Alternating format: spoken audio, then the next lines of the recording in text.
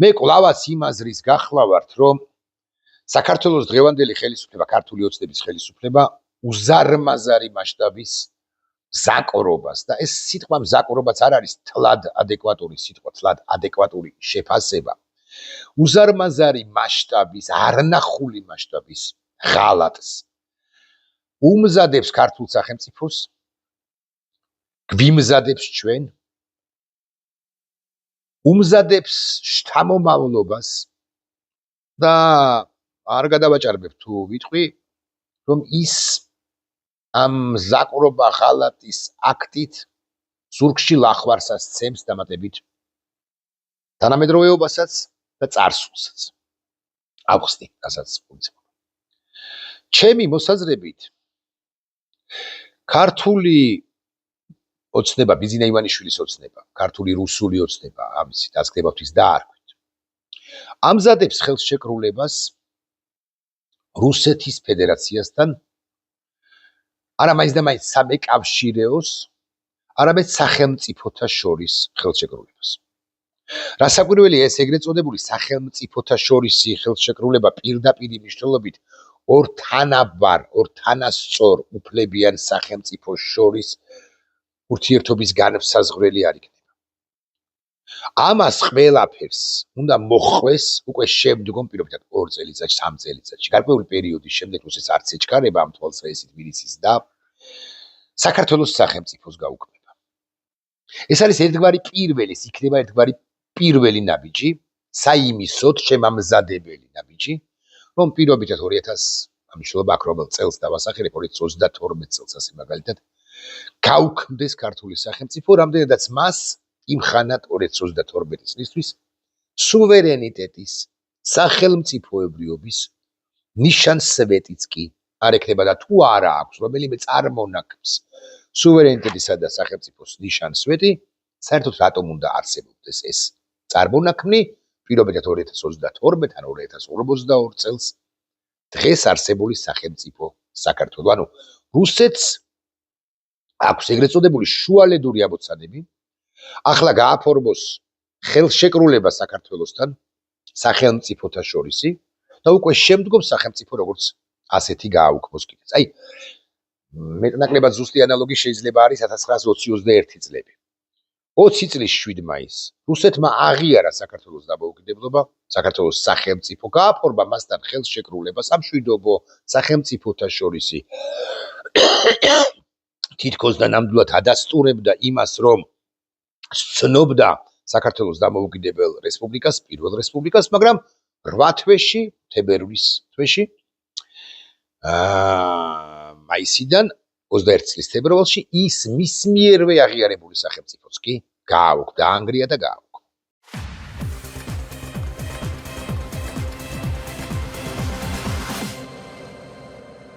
გადაცემის პარტნიორია კოკა-კოლა.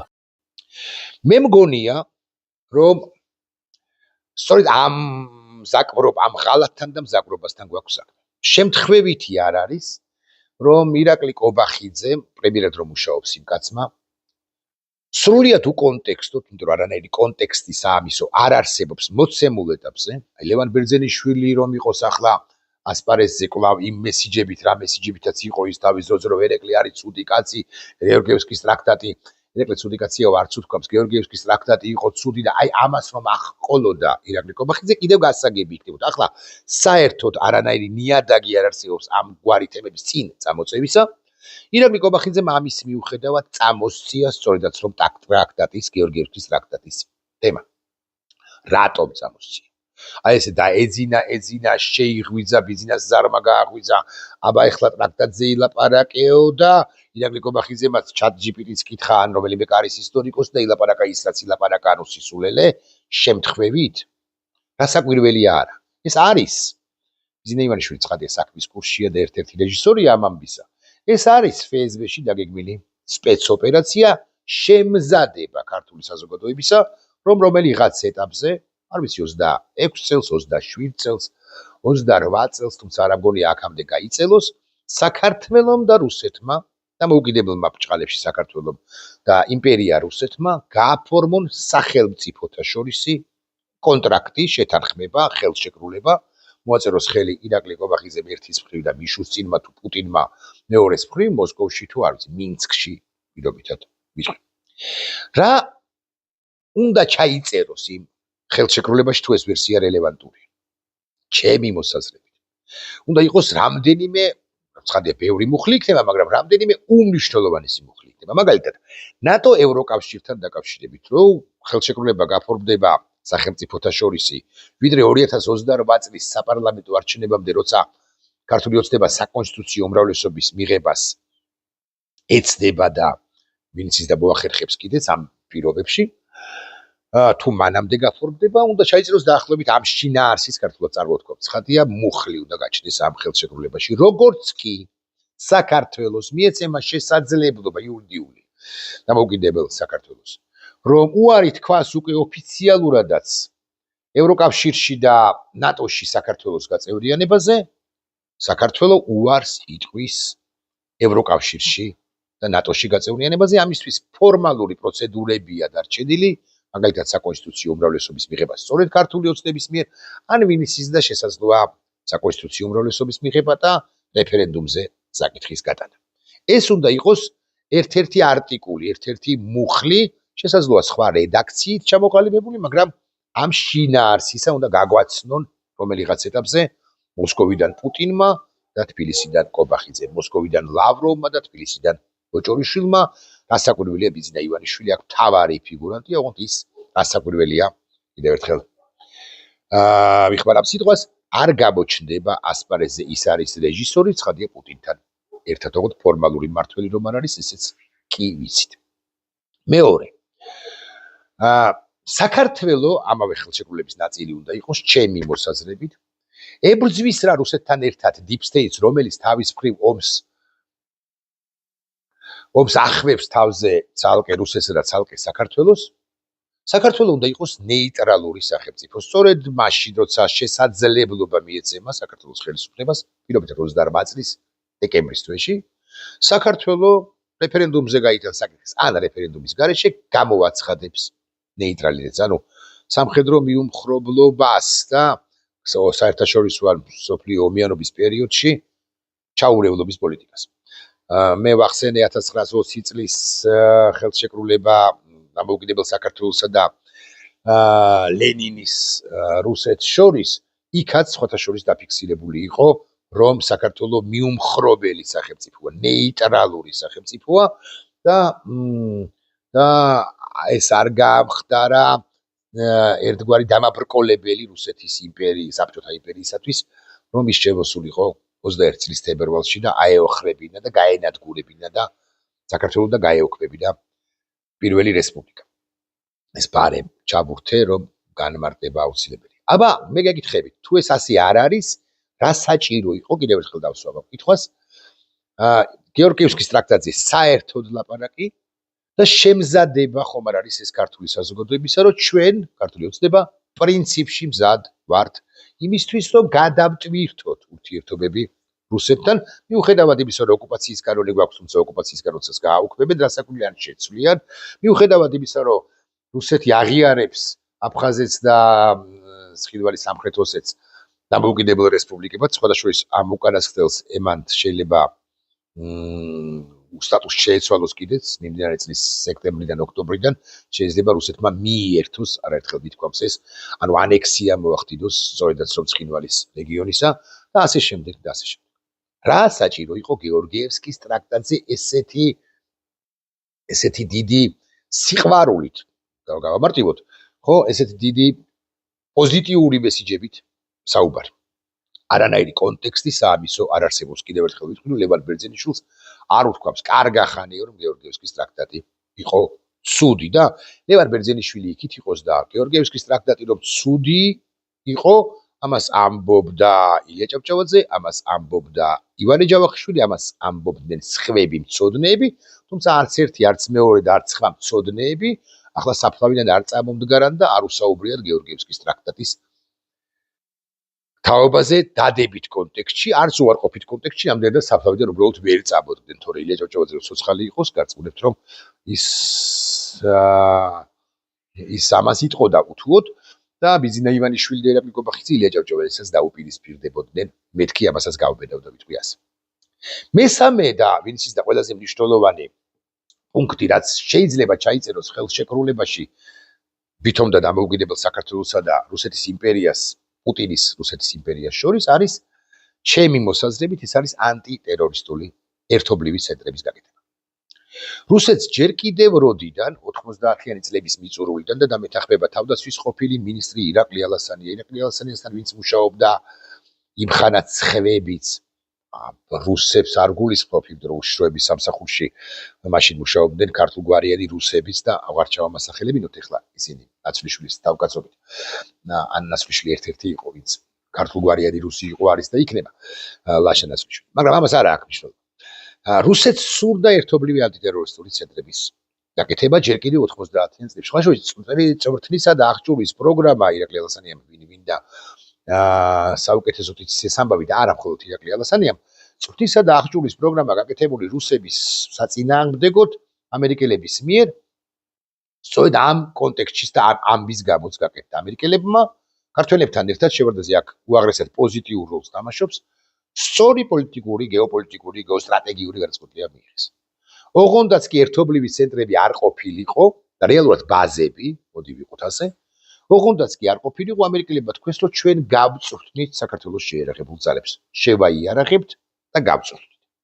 ამან გადაარჩინა საქართველოს წვრთნისა და აღჭურვის პროგრამას გულისხმობს ხადია ჩვენი ჯარის აღჭურვასა და წვრთნას, მაგრამ გადაარჩინა ბევრი არ ამახვილებს ამაზე ყურადღებას იმ კონტექსტშიც, რომ გაუგ დღის წესრიგიდან მოიხსნა ერთობლივი ანტიტერორისტული ცენტრების შექმნა. რა სჭირდებოდა იმ ხანად რუსეთს ანტიტერორისტული ცენტრები? იქ იყო პანკისის ხეობის პრობლემა, იქ იყო ჩეჩნეთიდან ლტოლვილების პრობლემა, იქ იყო ვაჰაბიზმის პრობლემა და ვაჰაბიტების პრობლემა, იქ იყო დაღესტნის პრობლემა. და აი ამ სოუსში რუსეთს სურდა რომ შემოეცურებინა ჩვენთვის ერთობლივი თავს მოეხვია ჩვენთვის ერთობლივი ანტიტერორისტული ცენტრების შექმნის აუცილებლობის იდეა, რომ ერთად ვებრძოლოთ მათ, ვინც ტერორიზმით არის დაკავებული და ესეთი ხარ სია რომ მიგეცა, სია რომ გადმოეცა უფრო და გადმოსცეს კიდეც რუსებმა სია საქართველოს მაშინდელ ხელისუფლებას მიაჩნდა ტერორისტებად ჩეჩნებიდან, განსაკუთრებით ჩეჩნებიდან და დაღესტნელებიდან, ეს სია იყო, მოდი ასე ვიტყვი, უსაშველოდ, რო გავამარტივოთ, უსაშველოდ და რეალურად კი 100 ასოციაციამდეც მახსოვს ასოციაცი იყო სიგნით. შიგნით რომელთა ნაწილი სხვა შორის საქართველოში შემოვიდა. რუსეთის აზრით ტერორისტები, ჩემი მოსაზრება ამასთან დაკავშირებით ცოტა განსხვავებულია. მე მგონია რომ ამ საქართველოში შემოსულთაგან როგორ არ იყვნენ ტერორისტები იყვნენ, მაგრამ იყვნენ ასევე იყვნენ ჩეჩნეთის იჩქერია ჩეჩნეთის პატრიოტები. კარგით, ეხლა ეს შორს წავიყვანს. მოკლედ, ახლა რაღაც სოუსში სჭირდება რუსეთს ერთობლივი ანტიტერორისტული ცენტრის იდეის ლობირება და გატანა ამ ცენტრების გატანა და ეს სოუსი არის გლობალური ომის პარტია. აი გლობალური ომის პარტიასაც რომ აბამს ირაკლი კობახიძე და რომ ამბობს რომ სწორედ გლობალური ომის პარტია ჩვენი მტერი, არც ერთი სხვა ქვეყანა არ არის მტერი, ანუ რუსეთი არ არის მტერი და მითიური გლობალური ომის პარტია შტაბ-ბინით, ცენტრალური ოფისით ღმერთმა უწყის სად პლანეტა მარსზე. ჩვენი მტერი ესეც ამ ჯაჭვის კიდევ ერთი რგოლია. ირაკლი კობახიძე ამბობს, რომ ჩვენ გვებრძვის და რუსეთსაც ებრძვის, ამას პრინციპში ღიად ამბობენ, გლობალური ომის პარტია, რომელმაც ჩაითრია მთელი რუსეთი ამ საშინელ დაპირისპირებაში უკრაინასთან. უკრაინელები საერთოდაც რუსები არიან ერთგვარად, ანუ ამასაც ამბობენ ან გულისხმობენ ქართულგვარიანი რუსები კობახიძისა და ბიზინა ივანიშვილის თავკაცობით. წარმოშვა მთელ მსოფლიოში რუსოფობია. კალაზე პრინციპში ეს ღიად თქვა.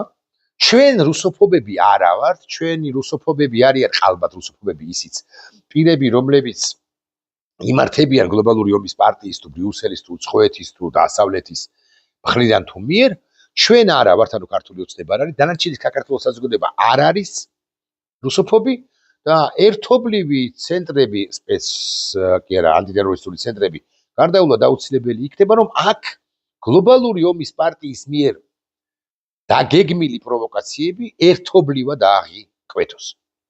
ლოგიკური ჯაჭვია. აი ამიტომ პროპაგანდაც ჩაირთვება ცხადია, ამიტომ არის აუცილებელი ერთობლივი ცენტრების გაკეთება. ერთობლივი ცენტრებში იქნება ანტიტერორისტულ ცენტრებში რაღაც პირობითად ლაპარაკობ 300 ქართველი და 300 რუსი ან რუსეთის მოქალაქე მოდი ასე ვიტყვი ოფისები იქნება კრასნოდარში ასტრახანში სადღაც და თბილისში ვაზიანში ან თბილისში სადღაც ახალციხეში უფრო ალბათ ოფისები თუ რაღაც პატარა ცენტრები და ამავე ხელშეკრულების ამ ხელშეკრულებაში გაიწერება ხელშეკრულებაში გაიწერება რომ საჭიროების შემთხვევაში მთავრობები იღებენ გადაწყვეტილებებს ერთობლივი ანტიტერორისტული ცენტრის ჯარისკაცების რუსი სალდათების ოკუპანტებისა და ქართველი ჯარისკაცების სადმე ერთობლივ სპეცოპერაციაში ანტიტერორისტულ ოპერაციაში მონაწილეობის თაობას ახსრულდება ასე რუსეთის ისოცნება რომელიც ჯერ კიდევ როდიდან მას ჰქონდა საერთოდ გვახსოვდეს რომ რუსეთი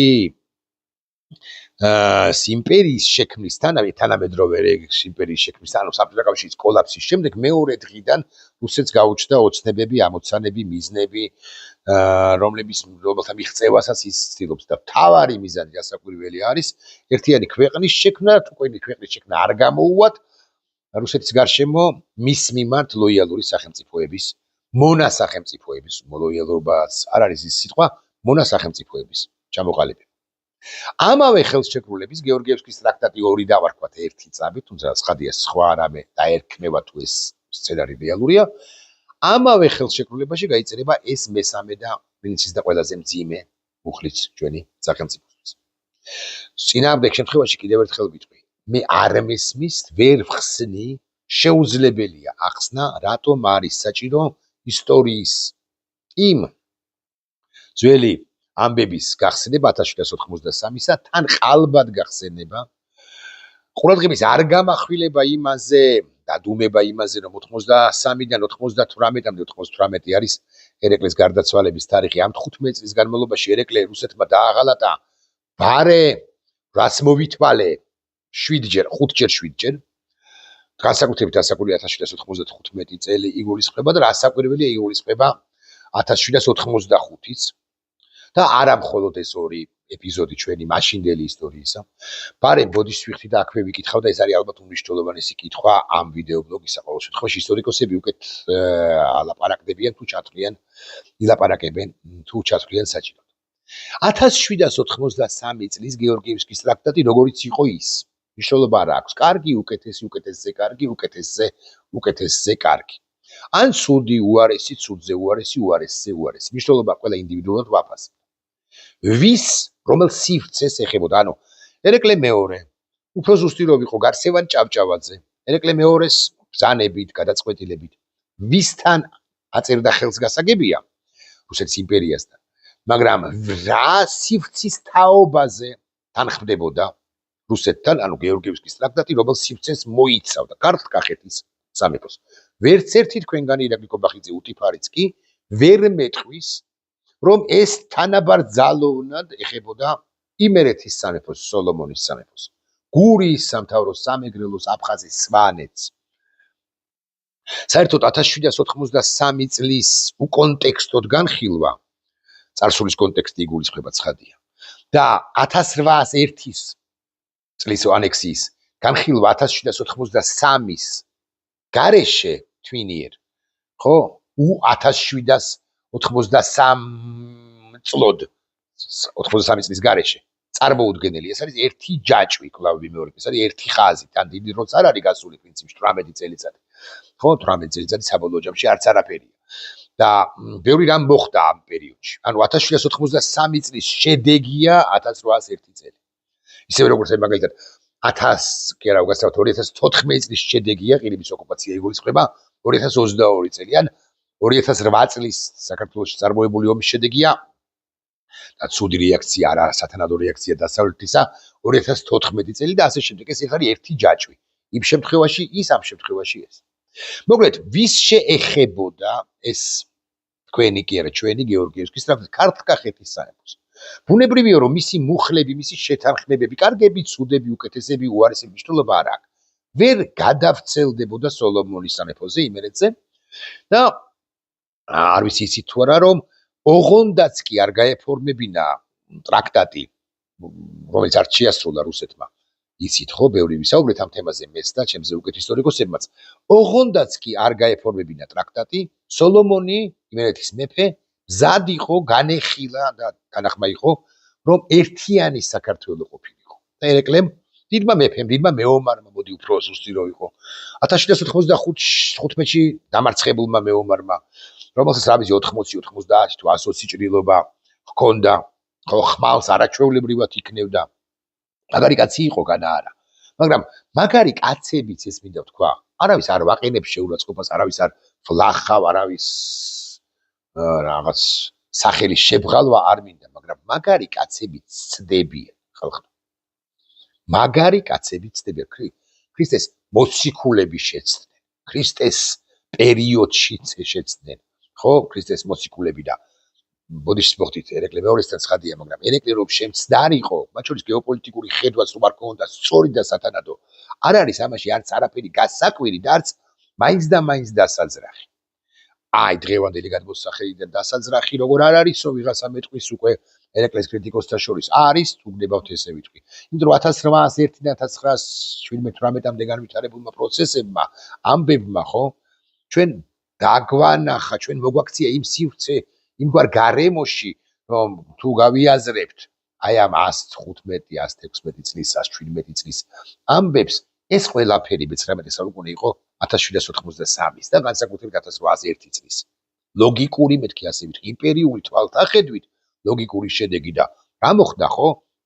და იმერეთის აჯანყებიდან ხალდეს აჯანყებამდე, მაგრამ ამასობაში 1811 წელი, აი ხა ეს რო გვირჩვარ ქრისტიანები და ასე შემდეგ, ეს არის ჩვენი მართლმადიდებლობის, თუ სწორი სიტყვა, ჩვენი ქრისტიანობის, ჩვენი იდენტობის თავიდან ბოლომდე გადანგრევა და მე უკვე ეგზარხოსები და მე უკვე კატასტროფები, რაც დაამყარა რუსეთმა, იცით თქვენ და აი პრაქტიკულად აღარაფერი ქართული, აღარაფერი სახელმწიფოებრივი პრაქტიკულად კი რეალურად აღარ შეგვჭა და დესაქართლოიზაციის ის პროცესი, რუსიფიკაციის ის პროცესი, რომელიც მთელი 19 საუკუნე მიმდინარეობდა და რომ არა ილია ჭავჭავაძე ხილე შორს აგვიყვანს ეს საუბარი, მაგრამ რომ არა სწორედაც რომ ილია ჭავჭავაძე სხვაებიც, მაგრამ რომ არა ილია ჭავჭავაძე ეს კლდე კაცი, ეს ბრგე კაცი, ეს არ ვიცი ხო თავარ ქართველთა შორის თავარი საქართველოს ისტორიაში. ხო ჩვენ ახლა ვერ ვისაუბრებთ. მე ვერ ვისაუბრებდი ქართულად და თქვენ ვერ მოусმენდით ჩემს ქართულად ლაპარაკებს თუ მაინც და მაინც ასაუბრებს თუ მაინც და მაინც მე ქართულად მოგახსენებდით ჩემს მოსაზრებას და არა მარტო ქართულზეც არ არის ლაპარაკი, იდენტობის შენარჩუნებაზეა და საძირკველზეა საუბარი, რომელსაც ჩაუყარა საფუძველი ილია ჭავჭავაძე. რატომ მოკლეს ილია ჭავჭავაძე და ასე შემდეგ ეგრეთ ცალკე თემა. კარგი, დაუბრუნდით ისევ იმას. რატომ ეხებოდა თუ არა იმერეთს? არ ეხებოდა. მაშ რატომ გადავცე, რატომ ვავცელებთ? აი საქართველო გადარჩა, ქართკახეთს გადარჩა სამეფო. ვინც ის და გადარჩა კიდე წავყვეთ ერთ წუთს ჩემი მოსაზრებით ამ დემაგოგიას. იმერეთი და შუაში. იმერლები რა, გურულები რა, მეგრელები რა, სვანები რა, ქართველები არ იყვნენ. მათთვის 83 წელს ტრაქტატს არც არაფერი მოუტანია. იმიტომ რომ არ ეხებოდა, იმიტომ კი არა რომ რაღაც ცუდი იყო მაინც და მაინც ტრაქტატი. არამედ არ ეხებოდა სხვა სამეფო და სამთავროები იყო. ისტორიკოსებმა წესით თუ გადაწყვეტილება მიიღეს, ამ რაკურსითაც უნდა გაშალონ ჩემი მოსაზრებით მსჯელობა. საქართველო თუ მაინც და მაინც ის გადარჩა, არა, გადარჩა ქართლ-კახეთის სამეფო. და გადარჩა აღმოჩნდა რომ სხვა ეგზისტენციური, მაგვარი, მაგრამ სხვა ეგზისტენციური პრობლემების წინაშე არსებული იმერეთის სამეფოც. ასეა? ყოველგვარ გეორგიევსკის ტრაქტატის გაფორმების გარეშე. თუმცა მას თუ ვინმე იტყვის რომ ნაკლები პრობლემა ჰქონდა იმ ხანად, ლიხსიქით არსებულ საქართველოს, ხო იმერეთს, გურიას. აი ამან განაპირობა გეორგიევსკის ტრაქტატმა უკვე შემდგომ 1801 წელი და საქართველოს აი თბილისკაია გუბერნიად და კუტაისკაია გუბერნიად დაშლა. და მერე წინააღმდეგობა მთელი 19 საუკუნის განმავლობაში. პირველ სიტყვას რომ დავუბრუნდეთ, პირველ ყოვლისა კიდევ ერთხელ ვიტყვი რომ ისტორიკოსები თუ ამ კუთხით დაინახავენ ძალიან კარგი იქნება, მაგრამ პირველ სიტყვას თუ დავუბრუნდებით და გავიხსენებთ რაც თქვი, მე მგონია რომ ესენი ამზადებენ ახალ სახელმწიფოთა შორის ხელშეკრულებას. ოღონდ ეს არის the first პირველი ნაბიჯი. უკვე შემდგომ პირობითად 3 წლის შემდეგ იმ შემთხვევაში თუ რუსეთი გაიმარჯვებს უკრაინაში. რუსეთი შემოგთავაზებს და უფრო ზუსტი რომ იყო აღარც შემოგთავაზებს, რუსეთი იტყვის რომ საქართველო როგორც ასეთი გაუქმდა. ის აღარ არის აღარც გრუზია, აღარაფერი აღარ არის საერთოდ. აი არაფერი არ ქვია იმ სოფელს, რომელშიც მე ვარ. ცხადია ქვია, რაღაც ტოპონიმიკა აქვს, მაგრამ არ არის არაფრის ნაწილი. არც ამ რეგიონის კონკრეტულად ქართლისა, არც ამ ქვეყნისა. არაფრის ნაწილი არ არის. ეს არის რუსია, ან მიგდებული ტერიტორია. რუსეთს მრავალი მიზეზის გამო, მათ შორის აი ილია ჭავჭავაძე ვახსენე და ილია ჭავჭავაძის ბოღმა რუსეთს აქვს, ბევრი ვერ გამიგებს და ამას ჩაშლა და ერთი დიდი ლექცია სჭირდება.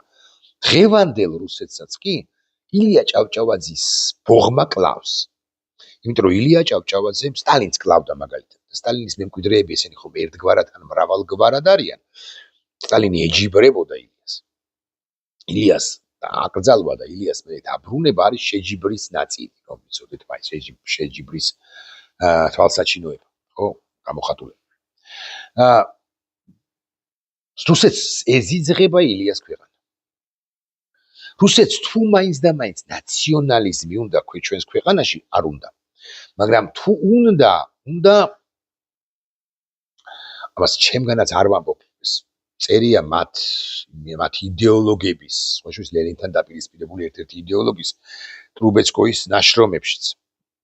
ეს ტრუბეცკოი ამბობს, რომ რუსულად არ ვიტყვი და პრინციპში თარგმნი ახლა რუსულად კი მახსოვს მე თარგმნი და მეტნაკლებად ზუსტ აზრს ციტატას მოგახსენებთ. თუ ნაციონალიზმი უნდა გაღვივდეს საქართველოში, უნდა გაღვივდეს ევრაზიული ნაციონალიზმი.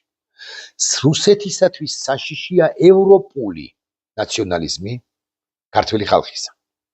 ხოლო თუ ის იქნება ეთნოცენტრული, შოვინისტური, ქართველებს ეკუთვნით საქართველო და მხოლოდ ქართველებს ეკუთვნით საქართველო. ნუ საქართველო უნდა იყოს იზოლაციონისტური, მარტო პრავოსლავნი რუსეთთან უნდა ურთიერთობდეს. ანუ ევრაზიულ მოდულში რაც ჯდება, რაც ჩამჯდარია, რუსეთისთვის ეს პირიქით ვინც და სასარგებლოც კია. დაახლოებით იგივეს უკვე ჩვენს დროებაში ამბობს პუტინის ერთ-ერთი მთავარი იდეოლოგი დუგინი. დუგინი, რომელიც თავის მხრივ არის თავისი ძმაკაცია და ვინ არის აქ დუგინის ხაზის გამგზელებელი, ყველას არ ჩამოვასახელებ, მაგალითად ლევან ვასაძე. მაგალითად. ანუ ევროპულობის არაფერი არ ცხია ჩვენ, ანუ ჩვენ უარყოფთ ილიას გზას, სულხან საბას გზას მანამდე. სხვების და სხვების გზას. ხო? ჩვენ უარყოფთ ყველაფერთან ერთად ჩვენ უარყოფთ აი საერთოდ მე-5 მე-6 საუკუნესაც ხო იქ არჩი გაკეთებულ არჩევანებსაც ჩვენი საზოგადოების ჩვენი ხალხისა იმჟამდელი სახელმწიფოსი მაგრამ ანუ უარყოფთ ბიზანტიურ გზას ესე ვიტყვი და მივდივართ მონღოლოიდური გზით ისინაც ამ მონღოლოიდური გზით საქართველოს წაყვანის მომხრეა თუ გულახდილები ვიქნებით შესაბამისად ყველა უარყოფილია შოთა რუსთაველიც უარყოფილია და არავის დღევანდელი რომელიმე კარგი ან საშუალო მწერალი თუ პოეტიც ესეც უნდა ვთქვათ ხო კიდევ იმის თქმა მინდა ვამთავრებ პრინციპში რომ ახალი სახელმწიფოთა შორისი ხელშეკრულება არის first პირველი ნაბიჯი 30-32 წელს გააუქმებენ ამ ქვეყანას საერთოდაც თუ ასე გაგრძელდა ჩვენ გვჭირდება თავდადებულთა ემეტი თავდადებულს ნუ გაიხსენებთ მაინც და მაინც ბრწყინვალეთა გიორგი ბრწყინვალეს ნუ გაიხსენებთ მაინც და მაინც აღმაშენებელთა მაინც და მაინც დავით აღმაშენებელს ნუ გაიხსენებთ და მოდი სხვაგვარად ვიტყვი თავგანწირულ მოქალაქეთა ერთობა თავგანწირვასში მსხვერპლშეწირვას სულაც არ გულისხმობ კისრის დადებას და მათ მიერ ჩვენი თავის მოყვეთას ასეთი თავგანწირულები ასეთი არა თავგანწირულები ჩვენ პრინციპში გვყავს პატიმრები თავგანწირული მაგრამ მეტი გვჭირდება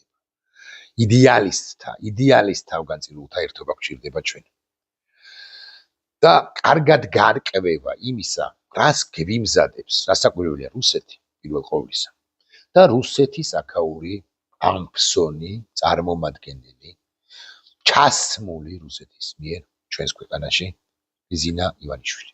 ის გვიმზადებს ჩვენ გაუქმებას. დანარჩენი ყველაფერი არის რაღაც ამ გაუქმებისკენ გადადგმული პატარა თუ დიდი ნაბიჯები. ვიღაცა რომ დაგოიმდება, ან ვიღაცა რომ რაღაცით რომ შეიფუთება, ეს იმიტომ გავაკეთეთ ჩვენ, გავაგზავნეთ საწვავი აფხაზეთში, რომ ჩვენ ხომ ძმები ვართ, ხო, ძმები ვართ, ჩემი თქვა რომ ძმები ვართ. იმიტომ რომ ძმები არა ვართ, არამედ იმიტომ რომ ძმობა არის ორივე დედმამიშვილის გადაწყვეტილება, ხო? ძმები ვართ, მაგრამ ჩვენი მშობელი ვინ არის? ჩვენ ძმები ვიქნებით იმ შემთხვევაში, რუსების წარმოდგენით, თუ ჩვენი მშობელი იქნება რუსეთი. თორე თუ ჩვენი მშობელი დასავლეთია გძმობს, დედმამიშვილობს კი აფხაზი? აფხაზი. მოცემულ ეტაპს აფხაზეთის საზოგადოების დიდი ნაწილი. ხო, ამ ტერიტორიაზე მოსახლე ორი ერი ვართ, უფრო ზუსტი რომ იყო და გავანებოთ ამ პათეტიკას თავი, რომ ძმები ვართ. ბურთს თამაშობდნენ ჩვენი მოქალაქეების თავებით აფხაზები, იმიტომ რომ ძრახავ, ხო, შესაძლოა ჩვენც ჩავდიოდით გარკვეულ დანაშაულს. არ გამოგვიცხა, ხო, მაგრამ ისინი ნამდვილად რაც დადასტურებული და რანაირი ძმები ვართ. არა, ამ ტერიტორიაზე მოსახლე ორი ხალხი ვართ, რომელსაც ყველას აქვს თავისი ინტერესი, ჩვენი სამართლიანი და მათი უსამართლო ინტერესი. იმიტომ რომ სხვა თუ არაფერი ეთნიკური წმენდა რუსებთან ერთად მოგვიწყეს, უფრო ზუსტი რომ იყო, რუსებმა მოგვიწყეს ეთნიკური წმენდა. რუსებთანაც ძმები ხო არა ვართ შემთხვევით. ფსბ-ს აგენტი კობახიძის წარმოდგენით. იტყვიან ამასაც. მოდიში გამიგრძელდა, მოკლედ რუსეთი გვიმზადებს რაღაცას, საკროულ ხელშეკრულებას, სახელმწიფოთა შორის ვითომდა და ქართლ-კახეთის სამეფოს ეხებოდა მხოლოდ და მხოლოდ გეორგიევსკის ტრაქტატი. იმერლები და გურულები მათ შორის დაისაჯნენ ამ გეორგიევსკის ტრაქტატის გამო. გეორგიევსკის ტრაქტატი რომ არ არსებულიყო 1801-ში აღმოსავლეთ საქართველოში და უკვე 10-იანი წლებიდან დანარჩენ საქართველოში არ შევიდოდა რუსეთი. უბრალოდ ის შევიდოდა, მაგრამ საფუძველი ჭყალებში, საფუძველი მას არ ეკნებოდა. ასე არ არის? ნახვამდის.